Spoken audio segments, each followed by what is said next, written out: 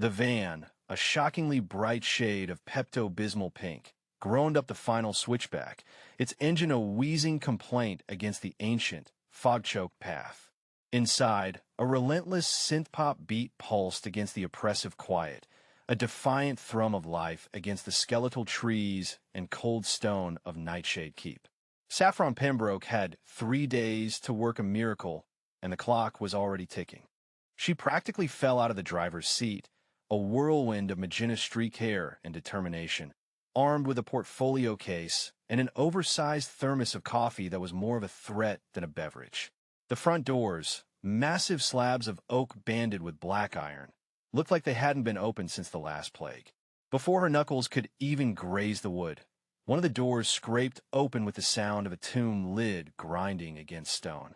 A man, or what Saffron charitably categorized as one, stood silhouetted in the gloom. He was impossibly tall and thin, folded into a severe black suit that seemed to be woven from dust and disapproval. His skin had the pale, waxy sheen of old parchment. "The master is not receiving visitors," he rasped, the words catching in his throat like dry leaves. Saffron flashed a smile, so bright it was a form of aggression. "Fantastic, because I'm not a visitor, I'm a contractor." Saffron Pembroke, mood and hue designs. She made a step past him, but a surprisingly solid arm blocked her path. The keep has its traditions. It's aesthetic. It does not require mood. The man, Godfrey she presumed, looked at her fuchsia blazer as if it had personally offended his ancestors. "Honey, this place doesn't have an aesthetic, it has a diagnosis. And it's terminal." She brandished a fan of color swatches, a vibrant rainbow against his funereal gray. "But don't you worry, we're going to fix that. We'll start with you. A warmer tone for the livery, maybe a cerulean blue to bring out the pallor in your eyes. And we desperately need to do something about the lighting in this entryway." Godfrey recoiled, his face a mask of horrified confusion. Saffron took the opportunity to sidestep him, her ankle boots clicking with cheerful authority on the worn flagstones. She was in. The air inside was colder than it had been on the mountain pass, and it carried a heavy, mineral scent like a damp cellar and old blood. A shiver, entirely unrelated to the temperature, traced a line down her spine. Ignore it. It was just a creepy old house. A very, very creepy old house with a client who paid up front and in full, which was the only kind of mystery she cared for. The Great Hall was a cavern of shadows. Light struggled through grime-caked, arched windows 60 feet above, illuminating swirling dust motes in weak, cathedral-like shafts. A fireplace large enough to roast a mammoth stood cold and black. The scale of it was ridiculous, designed to make a person feel small and insignificant. Saffron felt mostly annoyed. Wasted space. Terrible flow. And the color palette was a nightmare of grays, browns, and faded, depressing tapestries depicting what looked like a series of very unfortunate hunting accidents. She dropped her case with a thud that echoed into the oppressive silence. From her bag, she pulled a sleek, black device and mounted it on a tripod. The laser measure. She clicked it on. The quiet hum of its internal workings was a comforting, modern sound in the suffocating stillness. A single, perfect dot of ruby light shot across the cavernous room, a tiny, defiant star against the far wall. She tracked it along the stone, taking measurements, her tablet syncing with the data. The red dot danced over carved cornices, across the mournful face of a faded portrait, and down a vast, uninterrupted stretch of wall. She didn't see the shadow detach itself from another, deeper shadow high up in the vaulted gloom of the rafters. She didn't see the eyes that followed the laser's pinpoint journey, ancient eyes that saw not a tool of measurement, but a sorcerous light spear, a pinpoint of blood-colored magic wielded by this strange, vibrant intruder. Saffron felt only a sudden prickle on her neck, the distinct and utterly irrational sensation of being in someone's sights. She shook her head, blaming the lack of sleep and the surplus of caffeine. She had a job to do. That sad, gray expanse of wall was her primary target. 2 hours later, the hall smelled of painter's tape and primer. Saffron, headphones in, bopped her head to a sugary pop anthem as she worked. A protective plastic sheet covered a wide area of the floor, and in the center of it stood a single, open can of paint. The label read, Flamingo Pink. This was the part she loved. The transformation. The defiant act of creation. She had argued for this color in her proposal. The brief from the estate's cryptic legal firm had been simple. Introduce life. And what was more alive, more unapologetically vibrant than this? It was the color of sunrise on a tropical beach, the color of a cocktail with an umbrella in it. It was everything this place was not. She dipped a wide roller into the tray, loading it with the thick, glossy paint. The first stroke on the ancient, sacred stone was a scream. A shocking slash of impossible color against the centuries of gray. It was glorious. It was sacrilege. Saffron grinned, her focus absolute. She moved with practiced efficiency, the roller gliding up and down, leaving a swath of brilliant, joyful pink in its wake. This wall, this monument to ancestral gloom, was going to be the heart of the new design. It would be a feature, a statement. It would say, we are not dead yet. The temperature in the room dropped 10 degrees. The air thickened, pressing in on her, and the sound from her headphones seemed to fade to a distant buzz. The cheerful music died, not from a battery failure, but as if the silence had simply swallowed it. Saffron's hand froze mid-stroke, the roller dripping a single teardrop of pink onto the plastic sheet below. He stood 20 feet away, having made no sound at all. He wasn't like the butler. Godfrey was a relic. This man was a monument. He was tall, dressed in clothes that were not a costume, but simply from another time. A high-collar black coat, tailored with a severe, old-world elegance. His face was sharp angles and stark beauty, framed by black hair that fell across his brow. But it was his stillness that terrified her, an absolute, predatory lack of motion. And his eyes, they were fixed on her, black and depthless, burning with a cold fire that promised nothing but a swift and silent end. This was the master of the house. This was Lord Ambrose Nightshade. Every instinct in Saffron's body screamed at her to run. Her heart hammered against her ribs, a frantic drum against the sudden, tomb-like quiet. He took a single, slow step towards her, the sound of his leather-soled boot on the stone a deliberate, final punctuation. The rage coming off him was a physical force, a pressure wave that made her teeth ache. He was going to kill her. For a splotch of paint. He was going to tear her apart. His gaze flickered from her to the dripping roller in her hand, and then to the wall. He stopped. The pure, incandescent fury in his eyes did not so much vanish as it did curdle. It shifted, receding like a black tide, pulled back by an unseen moon. He stared at the shocking, vibrant swath of flamingo pink, his head cocked just slightly. His lips, thin and pale, parted. A single word escaped, not a command or a curse, but a whisper of hushed, aching reverence. Dawn. And then, for the first time in what might have been centuries, a slow, strange, and utterly terrifying smile spread across Ambrose Nightshade's face. It was not a smile of warmth, but of pure, unadulterated wonder. It was the most dangerous thing Saffron had ever seen. The silence of the castle was a living thing. It wasn't the empty silence of a vacant apartment, but the dense, watchful quiet of a library after hours. Saffron found it had a texture, like old velvet, thick with the dust of centuries. It was also, she was discovering, deeply unhelpful for productivity. Her custom-ordered Italian boar bristle brushes were gone. All 5 of them. She'd laid them out on a dust sheet less than an hour ago. A perfect gradient from the fine-tipped sable for detail work to the broad, flat hog hair for laying down base coats of her signature atomic fuchsia. Now, the sheet was bare. She checked her tool belt for the 3rd time, the heavy canvas slapping against her hip. Nothing. She peered under the sheet, then behind the stack of paint cans. She even checked inside an empty can, a faint hope fluttering in her chest that she'd done something absent-minded.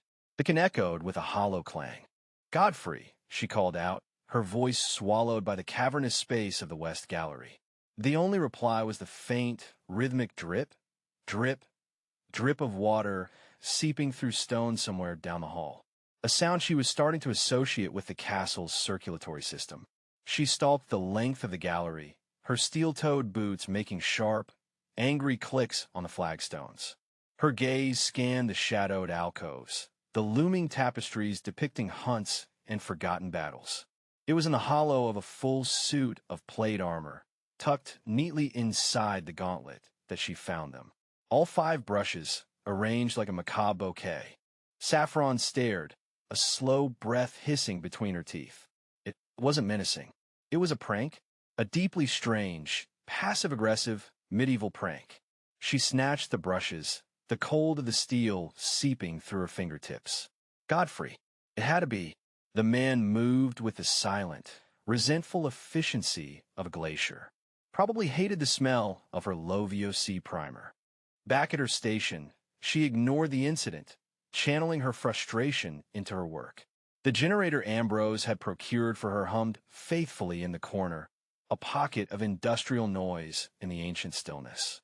It powered her work lamps and the high-end paint sprayer she'd insisted on. She was mixing a particularly tricky shade of cerulean, a color she intended to use for the ceiling's recessed lighting coves to mimic a perpetual twilight. The formula required precision: 1 part cobalt, 2 parts ultramarine, and a single, crucial drop of pure white pigment. She lifted the dropper, her tongue caught between her teeth in concentration. The drop formed, swelled, trembled, and the generator died. The world plunged into an abrupt, profound darkness. The hum vanished, leaving a ringing in her ears.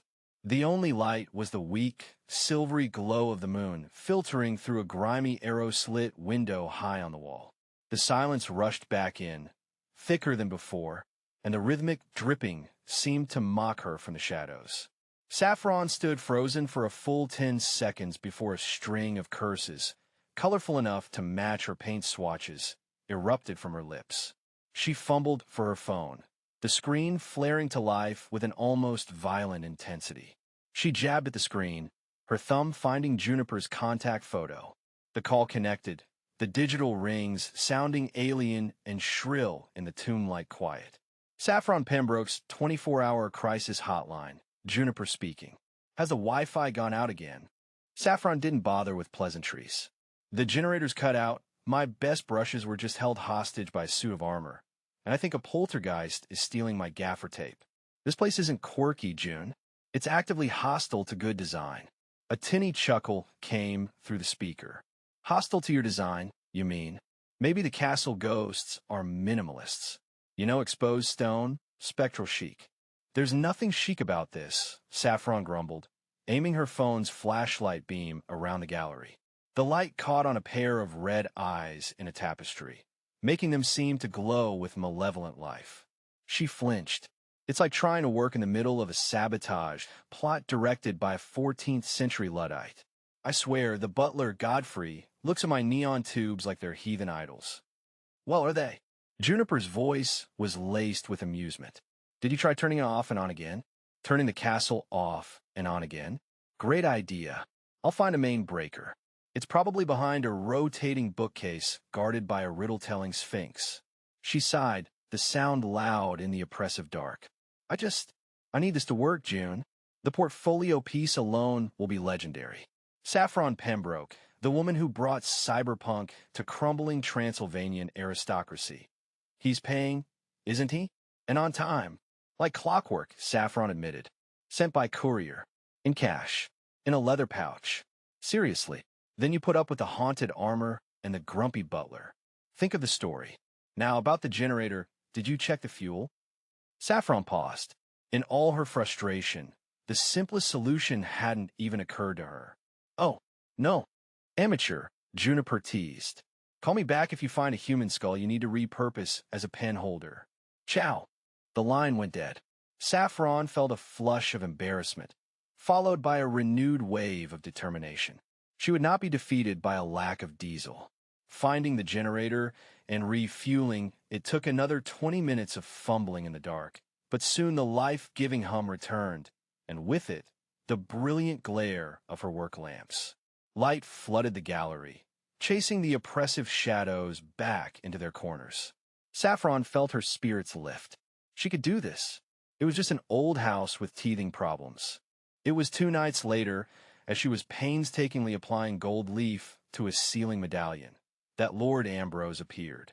He didn't announce himself, of course. One moment she was alone on her scaffold. The next the air at the base of it grew several degrees colder. She looked down to see him standing there, a tall, unmoving silhouette against the harsh light of her lamps. "My lord," she said, trying to keep the surprise out of her voice. "Burning the midnight oil?" He looked up, his face a mask of pale plains and deep shadows. He was holding something. "A gift," he said. His voice was a low rumble, like distant thunder. "For the beautification of my home." He extended his hand. Resting on his palm was not, as she might have expected, a box of chocolates or a bottle of wine. It was a human hand, withered, brown, and leathery, with long, yellowed fingernails. It was remarkably preserved, a delicate filigree of blackened veins still visible beneath the desiccated skin. Saffron stared. Her designer's brain, trained to find beauty in the unconventional, kicked into overdrive. It wasn't grotesque. It was fascinating. The texture was incredible. The form, a timeless gesture of supplication or warning. It was a powerful, provocative piece. "Wow," she breathed, carefully climbing down the scaffold. "That's wow." She reached out, her fingers hovering over the object. "May I?" Ambrose inclined his head. She lifted the hand. It was light as papyrus. "The patina on this is exquisite," she said, turning it over, her mind racing. "Is this bog mummified?" "The preservation is museum quality. It has such gravitas." A flicker of something unreadable passed through Ambrose's dark eyes. Confusion? Disappointment? "It is the hand of glory," he stated, as if that explained everything. "Severed from a hanged thief at a crossroads during a full moon. It is said to open any lock and render the occupants of a house motionless." Saffron's eyes lit up. "The backstory is even better. What conversation starter?" She looked around the gallery, her gaze landing on a bare stretch of mantelpiece above a cavernous, unlit fireplace. She had just finished painting the wall behind it in a daring shade of matte charcoal, abyss black. "The contrast will be stunning." "Here," she said, moving with sudden purpose. She placed the withered hand on the mantel, arranging it so the fingers curled delicately upwards. She stepped back, tilting her head. "Yes, perfect. It gives the room a touch of the macabre, a little memento mori. It balances the whimsy of the neon I'm putting in the cornices." Ambrose was silent. He simply stood and watched her, his expression a perfect, unnerving blank. She felt a sudden need to fill the silence. "Thank you, my lord. It's a truly unique gift. You have an incredible eye for antiques." "Indeed," he murmured, his gaze still fixed on the hand, now a piece of curated decor on his mantel. "I shall endeavor to find more suitable contributions." He was true to his word. The next evening, he presented her with a ruby. It wasn't a small, demure stone. It was a massive, uncut, pigeon blood-red gem the size of her fist. It seemed to drink the light from the room, glowing with a sullen, internal fire. "The blood of Callie," he announced, placing it in her hands. It was cold, unnaturally so, and felt heavier than it should. "It carries a curse. Every mortal who has possessed it has met a violent and untimely end." Saffron held it up to the light of her work lamp. The deep crimson facets shattered the beam into 1,000 dancing points of light. It was magnificent. The slight imperfections within the stone only added to its character. "It's divine," she whispered, already envisioning it. "This would make the most incredible paperweight for the library desk. Can you imagine it, holding down architectural blueprints, catching the light from the green reading lamp I ordered?" She looked at him, her face alight with genuine gratitude. "You're spoiling me. First the hand, now this. It's like you can read my mind. I was just thinking that the study needed a pop of bold, primary color." Ambrose's jaw seemed to tighten almost imperceptibly. He had tried to offer her a relic of power and a token of beautiful doom. She had accepted them as a charming curio and a piece of desk decor. He was courting her with the darkest treasures of his world, and she was redecorating with them. The cultural chasm between them was no longer a gap. It was a canyon. A week bled into the next. Saffron found a rhythm. She learned to anticipate Godfrey's small acts of sabotage, superglued paint lids, strategically misplaced drop cloths, and worked around them. The West Gallery was transforming. Electric eel neon tubes now hummed in the high ceiling arches, casting the Gothic stonework in an ethereal blue-green glow. The atomic fuchsia accent wall was a defiant slash of joy against the oppressive gray. She had even managed to reupholster 2 throne-like chairs in a plush, solar flare orange velvet. The castle no longer felt merely old. It felt layered, a conversation between centuries. And Ambrose watched. He would appear at odd hours, a silent observer in the doorway, his presence a constant, unnerving pressure at the edge of her awareness. She felt his eyes on her as she worked, but when she turned, he would melt back into the shadows. Their interactions remained brief, stilted, and punctuated by his bizarrely wonderful gifts. A silver locket that allegedly held a trapped soul became a chic pendant for a lampshade. A collection of ancient, leather-bound grimoires written in a language of swirling, unsettling script were used to prop up a wobbly table leg. She was growing used to his strangeness, even fond of it. He was the ultimate eccentric client, a recluse with a flair for the dramatic and an impeccable, if morbid, taste in accessories. One evening, she found him in the half-finished gallery, staring at the fuchsia wall as if it were an open wound. The neon lights bathed him in an unnatural spectrum, sharpening the angles of his face. "It is vibrant," he said, the words sounding alien on his tongue. "That's the point," she said cheerfully, wiping her hands on a rag. "To bring life into the space. Light, color. That's what design is. It's about manipulating light." He turned to her, a strange intensity in his gaze. "You do not understand true light." The comment, so blunt and dismissive, stung. "Excuse me? I have a master's degree in fine arts with a concentration in color theory. I think I understand light." "You understand pigments and manufactured energy," he countered, his voice low and hypnotic. "You have not seen the dawn break over the Carpathians. You have not seen the sun sear the morning frost from the stones of this castle." There was a deep, ancient ache in his voice, a longing so profound it made her own breath catch in her throat. An idea sparked in her mind, a way to bridge the gap, to show him what she meant, what she saw. "Wait here," she said. She returned a moment later with her tablet. She'd downloaded a series of high-resolution nature videos for inspiration. She scrolled through them, past crashing waves and sweeping desert vistas, until she found the one she wanted. A 4K time-lapse of sunrise over the Amalfi Coast. "This," she said, her voice soft. "This is light." She held the tablet out to him. The screen glowed. On it, the deep indigo of the pre-dawn sky began to blush with the faintest hints of rose and gold. The digital sun, a pixelated sphere of impossible brilliance, crested the horizon. The colors bled across the screen, a symphony of orange, pink, and blinding white. The tiny speakers emitted the gentle, pre-recorded sound of lapping waves. Ambrose flinched. It was not a small, subtle movement. He physically recoiled, taking a full step back, his hand coming up as if to shield his face. A harsh, guttural sound escaped his throat, a sound of pure, primal instinct. His eyes, wide with a terror she had never seen before, were fixed on the glowing screen. The artificial light played across his features, illuminating a panic so profound it seemed to shake him to his very core. But he didn't burn. He didn't smoke or turn to dust. He was simply afraid. Afraid of a video on a tablet. Saffron's heart hammered against her ribs. The air in the room grew thick and heavy, charged with a sudden, terrifying energy. The illusion of the eccentric client shattered, collapsing into a million glittering, razor-sharp pieces. This was not eccentricity. This was something else, something ancient and wrong. He lowered his hands slowly, his breathing ragged. His eyes, now locked on hers, held a new and startling emotion. Awe. You are a light weaver, he whispered, the words fraught with a significance she could not begin to comprehend.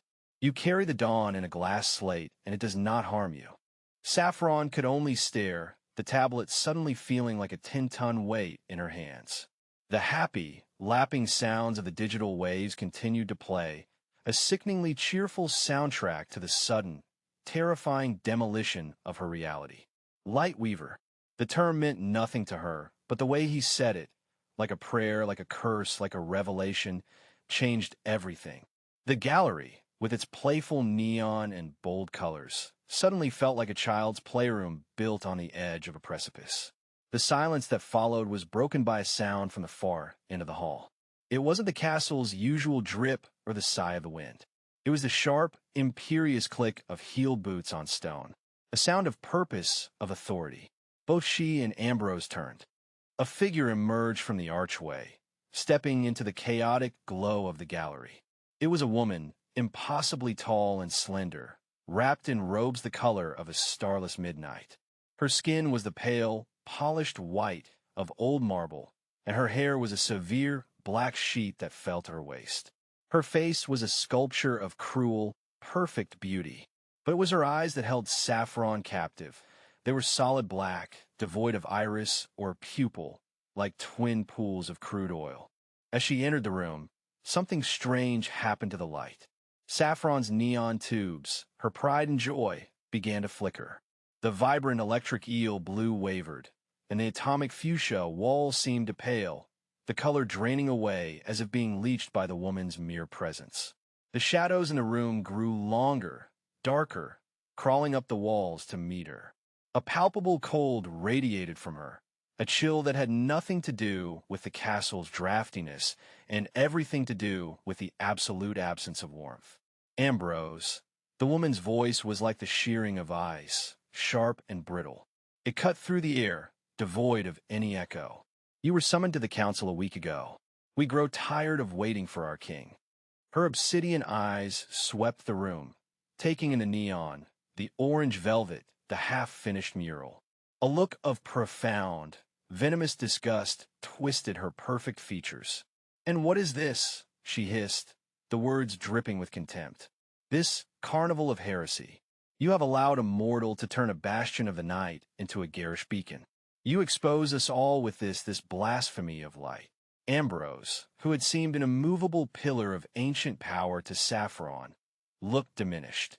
He straightened his shoulders, a king before a judge. "Nephthys, this is a matter under my control." The woman, Nephthys, gave a laugh that was utterly without humor, a sound like grinding glass. Her black eyes finally settled on Saffron, and for the first time, Saffron understood true fear.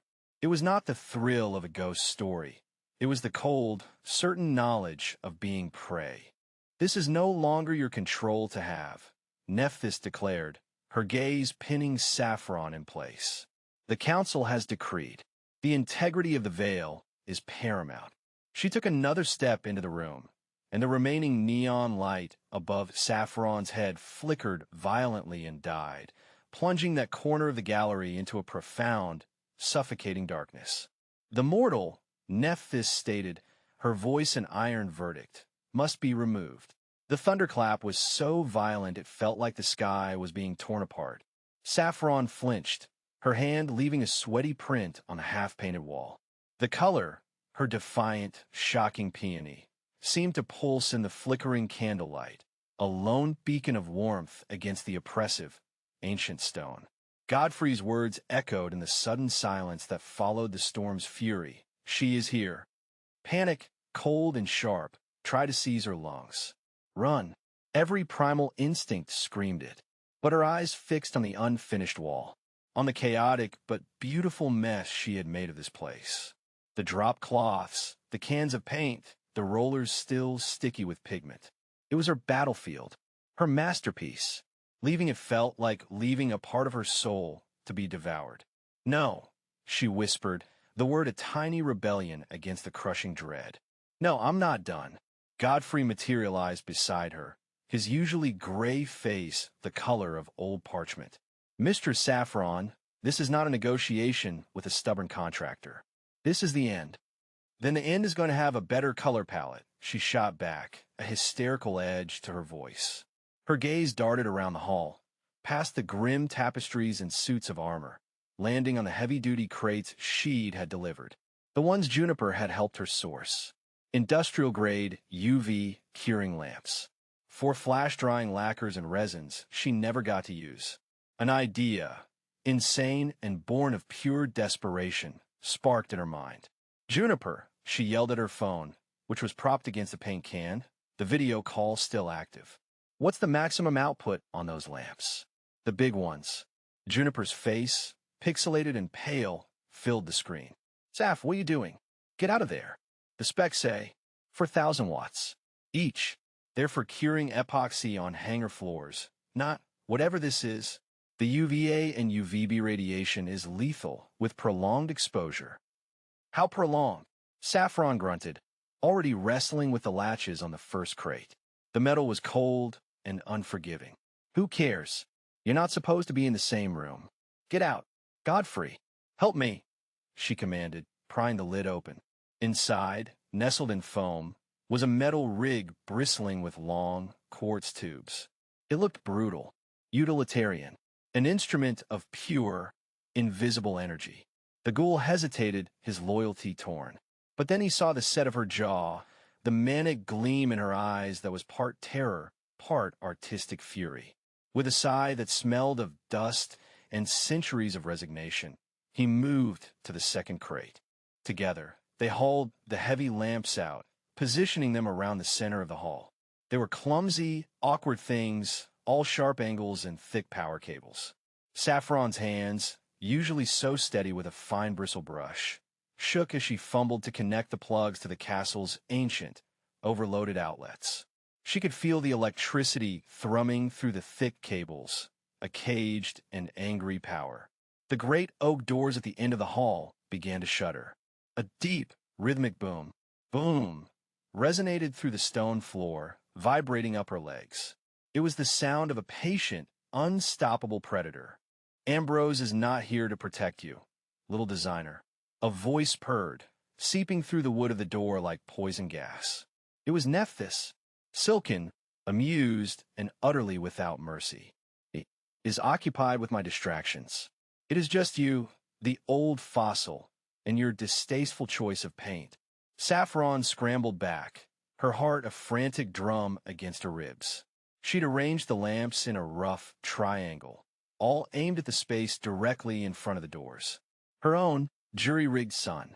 The main breaker, she yelled at Godfrey, pointing toward a heavy iron lever on the far wall. When I say so, you throw that switch. Not before. The door splintered, wood groaning as it was torn from iron hinges. A blast of wind and rain screamed into the hall, extinguishing the candles in a single, collective hiss. The space was plunged into an abyssal darkness, broken only by the cold, blue glow of Saffron's phone screen. And then she was there. Nephthys stood framed in the ruined doorway, a silhouette against the storm-lashed night. She was unervingly still, a shadow that drank the light. As she stepped forward, the darkness seemed to cling to her, moving with her. Saffron couldn't see her face, but she could feel the weight of her ancient, predatory gaze. All this effort, Nephthys' voice echoed in the cavernous dark, closer now.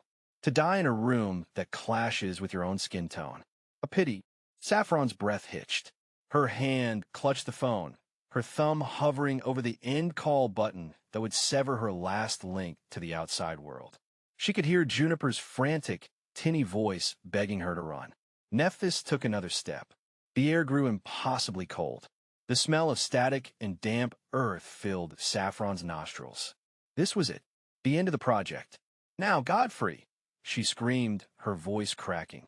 The sound of the massive breaker being thrown was like a dragon's tooth grinding on stone, a deafening KR chunk that echoed through the hall. For a single, silent heartbeat, nothing happened. Then, 48,000 watts of industrial-grade ultraviolet light detonated. It wasn't light as Saffron knew it. It was a physical assault, a silent, violet-white explosion that scoured the darkness from existence. The air itself seemed to catch fire, buzzing with an invisible energy. Every speck of dust, every stray cobweb, every fiber on her clothes flew arrest with an unholy glow. The Shocking Peony wall became a blinding sheet of incandescent magenta. And in the center of it all, Nephthys screamed. It was a sound torn from the deepest pits of hell, a shriek of pure, molecular agony. The silken voice was gone, replaced by the raw, tortured sound of something ancient being unmade. Saffron squeezed her eyes shut, but the light was so intense it burned through her eyelids, painting the world in searing shades of red and purple. She risked a glance. Nephthys was writhing in the triangle of light, her perfect form dissolving. Her skin, once like polished marble, blistered and blackened, peeling away in smoking curls. The shadow that had clung to her was being burned away, revealing the shrieking, terrified monster beneath. The artificial sun was stripping away the glamour, the centuries of power, leaving only pain. But the light was a tide, and Nephthys was fighting it. She stumbled backward, shielding her face, her body smoking as she retreated inch by agonizing inch toward the door, toward the safety of the natural dark. Saffron knew, with a sickening certainty, that if Nephthys escaped that triangle, she would kill them all, no matter how wounded she was. She had to keep her in the kill zone. Without thinking, Saffron grabbed the nearest thing with any weight, a full, unopened gallon of Shocking Peony. It was heavy, awkward. She hefted it, her muscles screaming in protest, and hurled it with every ounce of her fear and rage. The can flew in a clumsy arc, end over end, and struck Nephthys squarely in the chest. It wasn't the impact that did it. It was the splash. The thick, vibrant paint exploded outwards, coating the vampire's smoldering clothes and skin. And under the pure, relentless UV, the paint began to cure. Instantly, the vibrant pink hardened into a brittle, ceramic shell, pinning Nephthys' arms to her sides, encasing her in a grotesque, brightly colored tomb. She was trapped, a statue of her own destruction, flash-dried and sealed within Saffron's signature color. The screaming stopped, replaced by a horrifying, muffled cracking sound as she struggled against her new prison. The hum of the lamps was deafening. The heat was immense. Saffron felt her own skin beginning to prickle and burn. She was inside the kill zone, too. Suddenly, a new shadow fell over her. Not the clinging dark of Nephthys, but something colder, more absolute. Ambrose stood behind her, his form a void against the violent glare of the UV lamps. He had moved without a sound. He looked past Saffron at the trapped, cracking form of Nephthys. His face was a mask of cold fury she had never seen before. He didn't seem bothered by the light. If anything, he seemed to draw it in. "You bring a foreign sun into my house," he said, his voice a low rumble beneath the electronic hum.